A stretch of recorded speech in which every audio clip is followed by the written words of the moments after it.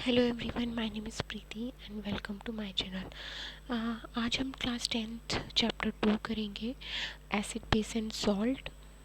इसका हम पार्ट 2 करेंगे। हमने पार्ट 2 आपको पहले ही अपलोड कर दी वीडियोस। अगर आपने अभी तक नहीं देखी है तो प्लीज़ आप प्लेलिस्ट में जाइए, पहले वो एक वीडियो देखिए पार्ट 1, देन फिर going to part 2। So now let's start. हम पीएच स्केल के बारे में पढ़ते हैं। हम पीएच स्केल से स्टार्ट करेंगे। What is pH? तो पी का क्या मतलब है? पोटेंश। इसको हम जर्मन लैंग्वेज में कहते हैं, ठीक है। और हम अपनी इंडियन में पावर कहते हैं, ठीक है। अगर हम अपने वर्ड्स में याद करें, इसका मतलब पोटेंश का मतलब पावर होता है, और एच का मतलब है हाइड्रोजन, एच प्लस आयन। तो ये स्केल है क्या एक्चुअली? ये मेज़र करता है हाइड्रोजन आयंस की कॉन्सेंट्रेशन को मेज़र करता है किसी सॉल्यूशन में। ये हमने पहले ही बता दिया कि पी फोर क्या होगा, पोटेंस, और इसका मीनिंग क्या है, पावर।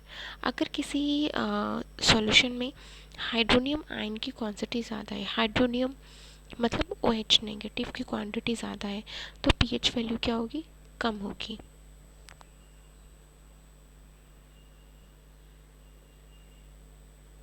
नहीं सॉरी,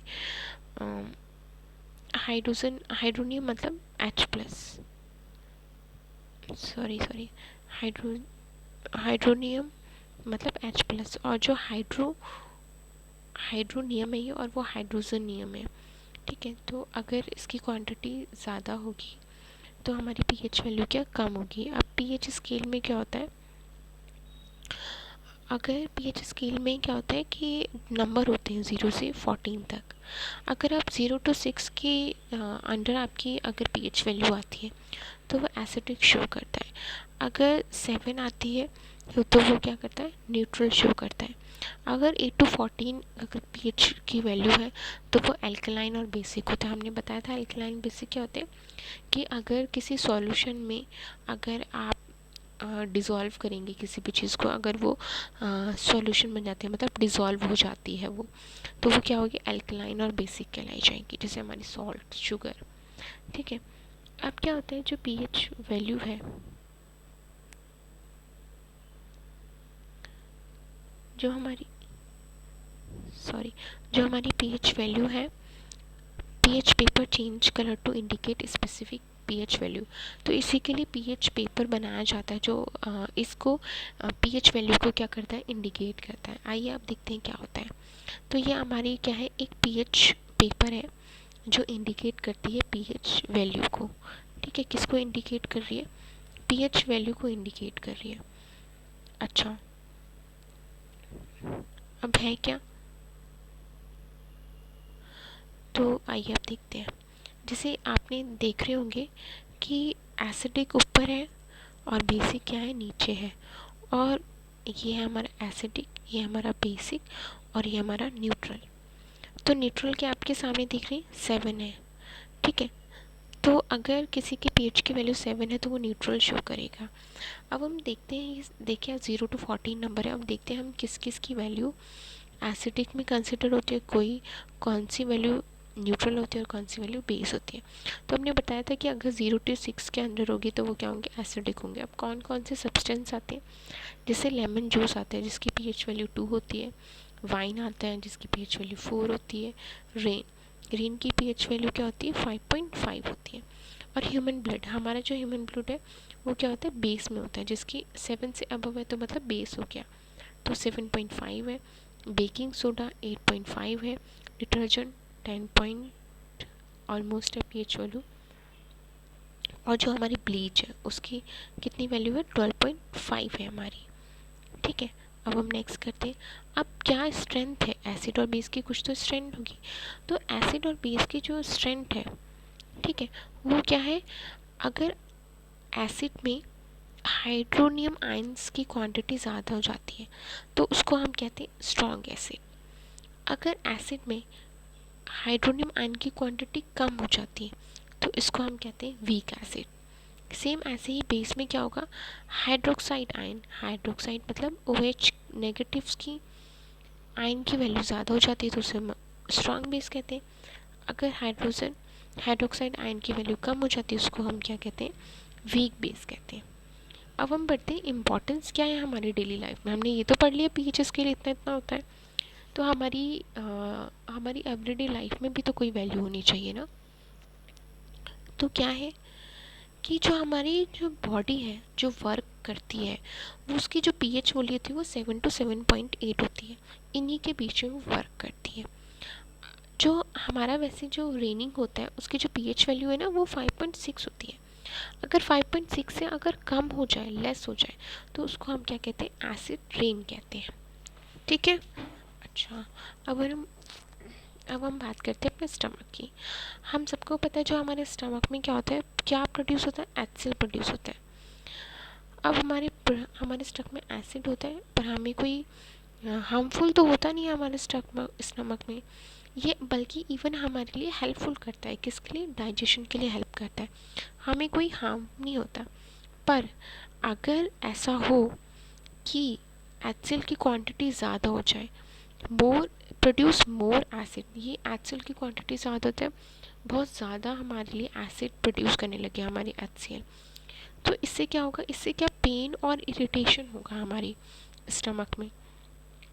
उसी को उसी को न्यूट्रलाइज करने के लिए, उसी को कम करने के लिए हम क्या करते हैं, बेस हम यूज़ करते हैं, जिसे हम एंटा एसिड्स कहते हैं। ठीक है।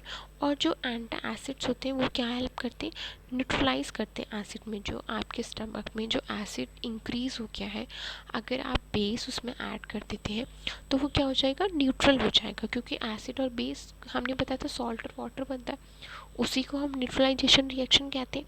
तो वो क्या कर देगा, एसिड, अगर आप एसिड में, अगर आपको एसिडिटी हो रही है तो आप बेस अगर इसमें ऐड कर देंगे तो न्यूट्रलाइज कर देगा। इसी के लिए हम यूज़ करते हैं मैग्नीशियम हाइड्रोक्साइड यूज़ करते हैं, जिसे हम मिल्क ऑफ मैग्नीशिया कहते हैं। ये बेस है और इसी को हम माइल्ड बेस भी कहते हैं। ठीक है। अब हम स्टार्ट करते हैं टूथ डिके की। अब जो हमारा टूथ डिके है, मतलब जो, अगर मान लीजिए हम देखते हैं कि जो एजड पीपल हैं, जो ओल्ड एज पीपल हैं, उनको क्या करते हैं, वो उनको दांत टूटना जो स्टार्ट हो जाता है। क्यों होता है? क्योंकि जो उनके माउथ की जो पीएच वैल्यू है वो लो हो गई है 5.5 से। अगर 5.5 से लो हो जाती है हमारी माउथ की पीएच वैल्यू, तो हमारा क्या होता है, टूथ डिके स्टार्ट हो जाता है। इसलिए हमें बोला जाता है कि हमें पीएच वैल्यू को मेंटेन करने के लिए हमें हमें रोज़ मॉर्निंग और इवनिंग क्या करना चाहिए, ब्रश करना चाहिए। ठीक है। जो हमारा टूथ एनिमल है वो किससे मेडअप है, एक कैल्शियम फॉस्फेट से मेडअप है, जो हमारी बॉडी का ना हार्डेस्ट सब्सटेंस है। और कोई कैल्शियम फॉस्फेट से अलावा कोई हमारी बॉडी में हार्डेस्ट सब्सटेंस नहीं है। जो टूथपेस्ट है वो क्या काम करते हैं, एक बेसिक का काम करता है, जो न्यूट्रलाइज करता है एसिड को और प्रिवेंट करता है टूथ डिके में। ठीक है। और क्या क्या है हमारे डेली लाइफ में, जैसे आपने देखा होगा जो बी स्टिंग है, ठीक है, बी आपको जो है स्टिंग करके चली जाती है, काट के चली जाती है, तो वो क्या छोड़ जाती है, वो एसिड आपको आपकी बॉडी में क्या कर देती है, आपकी स्किन में ड्रॉप कर देती है। इसकी वजह से क्या होता है, आपको पेन और इरिटेशन होता है। तो जब आपको ऐसा हो नेक्स्ट टाइम, तो आप क्या करेंगे, आप जल्दी से बेकिंग सोडा अप्लाई करेंगे। क्यों? क्योंकि वो क्या है, बेकिंग सोडा सॉल्ट है, बेस है। तो बेस क्या कर देगा, एसिड और बेस मिला के सॉल्ट कर देंगे और वो क्या कर देगा, न्यूट्रलाइज कर देगा। ठीक है। क्या कर देगा, न्यूट्रलाइज कर देगा। जो sticking hair and nettle leaves की, वो क्या कर देगा, इंजेक्ट करता है क्या, मिथेनोइक एसिड, जिससे क्या होता है, आपको बर्निंग पेन होता है। आपको तो कौन सा एसिड होता है, अगर आपसे पूछा जाएगा बी स्टिंग में कौन सा एसिड होता है, तो आप बताएंगे मिथेनोइक एसिड होता है, जो कि क्या काम करता है, बर्निंग करता है, पेन होता लगता है। अब हम देखते हैं कि कौन कौन से एसिड होते हैं, कौन कौन से सब्सटेंस होते हैं जिसमें कौन कौन से एसिड प्रेजेंट होते हैं। हमारे बहुत सारे टाइप के एसिड प्रेजेंट होते हैं, ये आपके एग्जाम में पूछा जाता है। जैसे कि एसिटिक एसिड है, जिस कौन सा सब्सटेंस प्रेजेंट होता है, विनेगर। सिट्रिक एसिड किस में प्रेजेंट होता है, लेमन और ऑरेंज में। टार्टरिक एसिड किस में प्रेजेंट होता है, टर्माइट और ग्रेप्स में। एस्कॉर्बिक एसिड जिसे विटामिन सी जिसमें प्रेजेंट होते हैं, वो ऑल सिट्रिक फ्रूट्स में होता है, जो खट्टा होते हैं प्रोडक्ट्स। जो लैक्टिक एसिड होता है वो मिल्क और योगर्ट में होता है।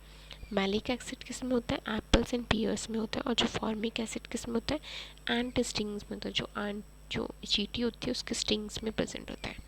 अब हम करते हैं सॉल्ट, वाटर सॉल्ट। अब आपने सॉल्ट तो खाया होगा, सॉल्ट तो सब यूज़ करते हैं, पर है क्या सॉल्ट, किससे बना ये तो हमें पता ही नहीं है होता क्या है। तो क्या होता है सॉल्ट, सॉल्ट एक आयनिक कंपाउंड होता है जो किससे बनता है, एक पॉजिटिव आयन से बनता है जो कि फॉर्म करता है बेस को, और एक नेगेटिव आयन को आयन से बनता है जो क्या फॉर्म करता है, एसिड फॉर्म करता है। ठीक है, पॉजिटिव आयन जैसे कि एच है, एच पॉजिटिव है और इसमें क्या है नेगेटिव है, इसमें एन पॉजिटिव और ये ओ एच नेगेटिव। तो हमने बताया था कि जो पॉजिटिव आयन है वो किसको फॉर्म करता है, बेस को, और जैसे ये बेस है, और ठीक है, और जो नेगेटिव आयन है वो किसको फॉर्म करता है, एसिड को। जब एसिड और बेस को आप इन्वॉल्व करेंगे तो सॉल्ट देगा और क्या कहेगा, वाटर देगा। तो मतलब आपके अगर आपसे पूछा जाएगा कि सॉल्ट में क्या, मतलब सॉल्ट में क्या है सॉल्ट, किसका कंपाउंड है, तो आप क्या बोलेंगे, सॉल्ट क्या है, एक आयनिक कंपाउंड है और जिसमें एक पॉजिटिव आयन प्रेजेंट होगा और किसमें क्या प्रेजेंट होगा, एक नेगेटिव आयन प्रेजेंट होगा। ठीक है, अब बात करते हैं हाउ आर सॉल्ट फॉर्म, ये कैसे सॉल्ट फॉर्म्ड होते हैं। तो इनकी एक कैटेगरी होती है। ठीक है, क्या होती है कि अगर आप स्ट्रॉन्ग एसिड, हमने स्ट्रॉन्ग एसिड का क्या बताया, जिसमें हाइड्रोजन आयन की क्वांटिटी क्या होगी, ज़्यादा होगी, और स्ट्रॉन्ग बेस में क्या बताया था, जिसमें ओ एच नेगेटिव के आयन आयन की क्वांटिटी क्या होगी, ज़्यादा होगी। ठीक है, तो वो क्या बनाएंगे, उनकी जो पीएच वैल्यू क्या होगी, वो क्या होगी, 7 होगी, न्यूट्रल होगा। अगर हम स्ट्रॉन्ग एसिड और वीक बेस की बात करें, जिसमें स्ट्रॉन्ग मतलब एच प्लस की क्वांटिटी तो ज़्यादा है ही, पर ओ एच नेगेटिव की क्वांटिटी क्या है, कम है, तो वो क्या होगा, वो एसिडिक होगा, पर उसकी वी एच वैल्यू क्या होगी, लेस देन 7 होगी। ठीक है, क्या होगी, लेस देन 7 होगी। अगर हम स्ट्रॉन्ग बेस और वीक एसिड की बात करें तो वो क्या होगा, बेस होगा। स्ट्रॉन्ग बेस है मतलब ओ एच नेगेटिव की क्वांटिटी ज़्यादा है, पर वीक एसिड है मतलब एच प्लस की क्वांटिटी क्या होगी, कम होगी, तो वो क्या किसके लिए कंसिडर करेगा, बेस करेगा, पर उसकी पीएच वैल्यू क्या होगी, मोर देन 7 होगी, क्योंकि हमने बताया कि अगर बेस होगा तो उसकी पीएच वैल्यू क्या होगी, ज़्यादा होगी, और अगर एसिड होगा तो उसकी पीएच वैल्यू क्या होगी, कम होगी। तो ये जो कॉम्बिनेशन है किसका, HCl और सोडियम हाइड्रोक्साइड का, वो क्या कहलाता है, सोडियम क्लोराइड कहला जाता है। मतलब HCl हाइड्रोक्लोरिक एसिड और NaOH सोडियम हाइड्रोक्साइड, तो क्या बनेगा, सॉल्ट बनाएगा। Large crystal of the often brownish due to impurities, this is called rock salt. जो लार्ज क्रिस्टल होते हैं ब्राउनिश कलर के, उसमें इम्प्योरिटीज जमा हो जाती हैं, जिसको हम क्या कहते हैं, रॉक सॉल्ट कहते हैं। ठीक है, अच्छा अब हम पढ़ते हैं कौन कौन से हमारे सॉल्ट होते हैं। तो हमारे कौन कौन से सॉल्ट होते हैं, एक तो होता है हमारा सोडियम हाइड्रोक्साइड। सोडियम हाइड्रोक्साइड क्या होता है, सोडियम हाइड्रोक्साइड ना, अगर आप उस सोडियम हाइड्रोक्साइड को टेस्ट करना चाहते हैं तो आप क्या करेंगे, अगर आप इलेक्ट्रिसिटी पास कराएंगे किसी भी एक्वस सॉल्यूशन में, NaCl में, तो वो किस में चेंज हो जाएगा, डिकम्पोज हो जाएगा, सोडियम हाइड्रोक्साइड में डिकम्पोज हो जाएगा। कहने का मतलब है कि अगर आप एक्वस सॉल्यूशन में अगर आपने NaCl ऐड किया हुआ है तो आप उसमें इलेक्ट्रिसिटी पास कराएंगे तो वो किस में डिकम्पोज हो जाएगा, सोडियम हाइड्रोक्साइड में प्रेजेंट हो जाएगा। और इसी को हम क्या कहते हैं, chloro alkali process. Chloro alkali process मतलब क्लोरो क्यों बोला है, क्योंकि ये क्लोरीन से फॉर्म है, और एल्कलाई मतलब क्या है, सोडियम हाइड्रोक्साइड, क्योंकि बेस है इसलिए, तो इसको हम NaCl मतलब NaCl सोडियम क्लोराइड वाटर में मिक्स करेंगे मतलब एक्वा सॉल्यूशन में, तो हमारा क्या देगा, बेस देगा NaOH, और क्लोराइड बनेगा और H2 गैस इवॉल्व हो जाएगी। जो क्लोरीन गैस है वो आउट हो जाएगी एनोड पर, एनोड मतलब पॉजिटिव।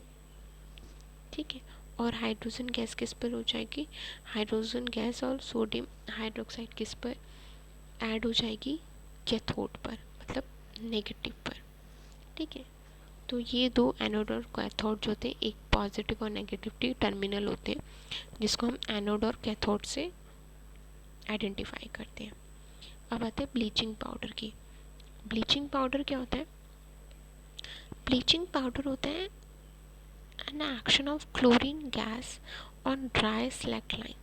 अगर आप क्लोरीन गैस पास करेंगे सिलेक्ट लाइन में, मतलब कैल्शियम हाइड्रोक्साइड में, ठीक है, तो वो क्या फॉर्म होगा, ब्लीचिंग पाउडर फॉर्म करता है। ब्लीचिंग पाउडर का जो फॉर्मूला होता है वो होता है CaOCl2। ये आपका बहुत इंपॉर्टेंट है, आपसे यही एग्ज़ाम में पूछा जाता है कि जो पाउडर है, जो आपके सारे सॉल्ट हैं, उनका यूज़ और उनका केमिकल फार्मूला। तो हम देखते हैं कि क्या क्या यूज़ है। तो आप देखते हैं ब्लीचिंग पाउडर क्या क्या यूज़ है। तो आपको जो लाइनिंग के टेक्सटाइल इंडस्ट्रीज है उसमें यूज़ होता है, वुड पल्प और पेपर फैक्ट्रीज में यूज़ किया जाता है। Bleach washed clothes in laundry, आप देखते हैं कि कलर को चेंज करने के लिए यूज़ किया जाता है।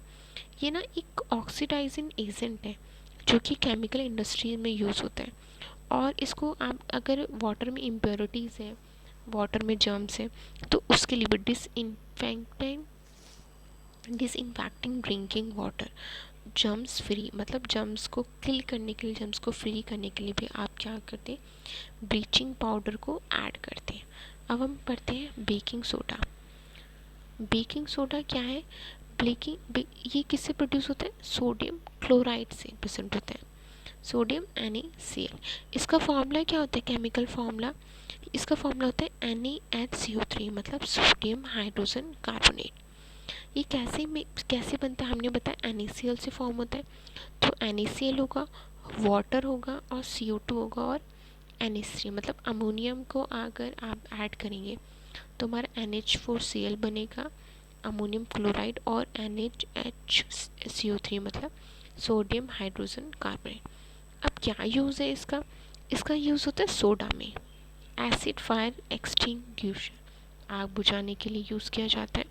और इंग्रेडिएंट इन एंटा एसिड्स, इंग्रेडिएंट है जो एंटा एसिड्स प्रोडक्ट बनते हैं जो न्यूट्रलाइज करते हैं एसिड को, तो उसके लिए भी यूज़ होता है। फॉर मेकिंग बेकिंग पाउडर, और बेकिंग पाउडर बनाने के लिए भी बेकिंग सोडा क्या होता है, यूज़ होता है। अब कैसे बेकिंग पाउडर बनाया जाता है, किससे, बेकिंग सोडा से। तो कैसे बनाया जाता है, तो आप क्या करेंगे, a mixture of baking powder along with mild edible acid. अब इसमें क्या होता है, बेकिंग सोडा में क्या होता है, आप मिक्सर लेंगे और किसके साथ लेंगे, इसमें एसिड होगा, और एसिड कौन सा, टार्टरिक एसिड होगा इसमें। आप बेकिंग पाउडर को आप हीट करेंगे, जब आप हीट करेंगे तो उसमें क्या कर देंगे, हीट करने के बाद उसमें वाटर मिक्स कर देंगे और कार्बन डाइऑक्साइड क्या होंगे, प्रोड्यूस्ड होगी। जब वाटर को मिक्स करेंगे तो क्या होगी, वाटर और कार्बन डाइऑक्साइड क्या होगा, प्रोड्यूस होगा, विच कॉज ब्रेड और cake to rise making soft and spongy. मतलब कहने का मतलब है कि जो बेकिंग पाउडर का फॉर्मूला होता है वो होता है NaHCO3। जब उसको हाइड्रोजन आयंस के साथ आप क्या कराएंगे, ऐड कराएंगे, तो CO2 गैस इवॉल्व होगी, वाटर बनेगा और सोडियम सॉल्ट ऑफ एसिड बनेगा। मतलब ये किस लिए यूज़ होता है कि अगर आप किसी को सॉफ्ट बनाना है तो आप बेकिंग पाउडर ऐड करते हैं ना, क्यों ऐड करते हैं, क्योंकि वो CO2 और H2 गैस, मतलब वाटर की क्वांटिटी ज़्यादा हो उसमें, ठीक है। अब आते हैं वॉशिंग सोडा। वॉशिंग सोडा से तो आप सब लोग अवेयर है। तो इसका जो फॉर्मूला होता है वॉशिंग सोडा का, वो क्या होता है,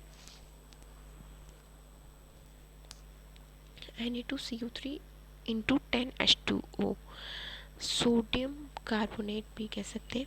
और ये क्रिस्टलाइन फॉर्म में होता है, छोटे छोटे, और sodium carbonate gives washing soda, और इसी को सोडियम कार्बोनेट क्या करता है, वॉशिंग सोडा की फॉर्म्स में गिफ्ट देता है, मतलब देता है, एक सॉल्यूट देता है जिसे हम बेसिक सॉल्ट कहते हैं।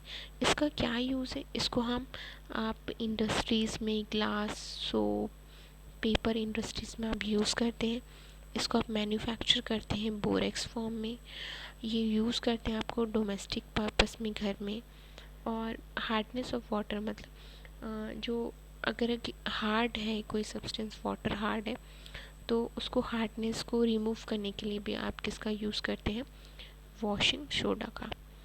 अब are the crystals of salt dry, जो क्रिस्टल होते हैं वो क्या सॉल्ट हो जाते हैं, जो कॉपर सल्फेट क्रिस्टल है ये क्रिस्टल की फॉर्म में होता है। जब आप इसको हीट करेंगे ना तो ये वाटर में हो जाएगा, वाटर में ब्रेक हो जाएगा और ना ब्लू और वाइट कलर का फॉर्म देगा। तो जो वाटर ऑफ क्रिस्टलाइन है वो fixed number of water molecules होते हैं present of unit of salt. अगर एक सॉल्ट लेंगे तो उसमें फिक्स वाटर मॉलिक्यूल्स होते हैं। तो इसका जो केमिकल फॉर्मूला होता है कॉपर सल्फेट का, जो क्रिस्टलाइन फॉर्म में होता है, वो होता है CuSO4 इंटू 5H2। मतलब इसमें limited amount of crystal add करते हैं। जब आप इसको वाटर में ऐड करेंगे तो मिनिमम, मतलब ये जल्दी से कलर फॉर्म कर देगा। ठीक है। तो और इसको इसको जिप्सम, ये जिप्सम भी फॉर्म करता है। तो जिप्सम का केमिकल फॉर्मूला क्या है? CaSO4 into 2H2O। ठीक है। अब आता है plaster of Paris. Plaster of Paris आप देख रहे हैं किस में यूज़ होता है? जैसे जिसका भी प्लास्टर होता है, किसी को चोट लग गई है उसको क्या करता है, बोन्स को प्रोटेक्ट करने के लिए। ठीक है, जब वो वैसे ही फिट हो जाए। तो फिर ये क्या होता है, तो ये क्या होता है, और हीटिंग कैसे होता है, प्लास्टर ऑफ पेरिस कैसे बनता है कि आप जिप्सम को क्या करेंगे, हीट करेंगे तो वो क्या करेगा, वाटर को लूज़ कर देगा। वाटर को लूज़ कर देगा तो वो किस में चेंज हो जाएगा, कैल्शियम सल्फेट हेमीहाइड्रेट में चेंज हो जाएगा, CaSO4 हाफ H2O में। ठीक है, CaSO4 हाफ H2O में ऐड कर देगा, जिसको हम क्या कहते हैं, प्लास्टर ऑफ पेरिस कहते हैं। और फिर आप प्लास्टर ऑफ पेरिस को मिक्स, और मिक्सिंग अगेन आप इसको वाटर के साथ मिक्स करेंगे ना तो फिर से ये जिप्सम में चेंज हो जाएगा। ठीक है। तो आप किस किस में इसको यूज़ कर सकते हैं, टॉयज़ में, डेकोरेशन में, स्मूथ सरफेस स्मूथ बनाने के लिए, और जो डॉक्टर यूज़ करते हैं जो फ्रैक्चर्स बोन है उसको सपोर्ट करने के लिए हेल्प करते हैं in a right position. So thank you so much. और आप इसको अच्छे से देखिए इस वीडियोस को, जिससे क्या होगा, आपको ज़्यादा से ज़्यादा, आप इस वीडियोस को देखेंगे तो आपको ज़्यादा से ज़्यादा क्या होगी, आपको ज़्यादा से ज़्यादा नॉलेज होगी और हेल्पफुल होगा आपके लिए। सो thank you so much for watching.